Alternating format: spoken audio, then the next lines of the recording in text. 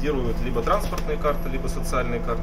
Этому автобусу нет и года. Его и еще сотни других закупили в преддверии чемпионата мира по футболу. Тогда вместе с автопарком к первенству в городе капитально обновляли и дороги. Примерно за 2 года на них направили больше 12,5 из федерального и 60 миллиардов из республиканского бюджетов.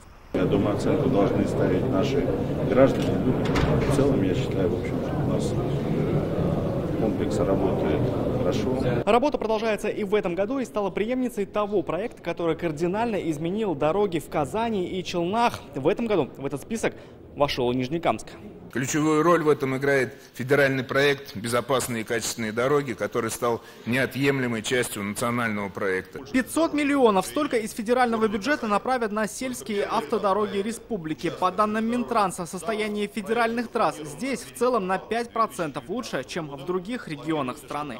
Планируется, что в этом году будет отремонтировано и введено в строй более 95 километров улиц и дорог в городских агломерациях.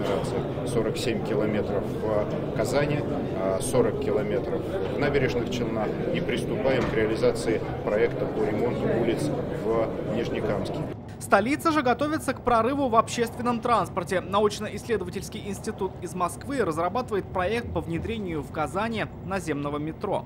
Предложено строительство 3 линий метробусов протяженностью более 50 километров. Ориентировочная стоимость строительства порядка 6 миллиардов рублей.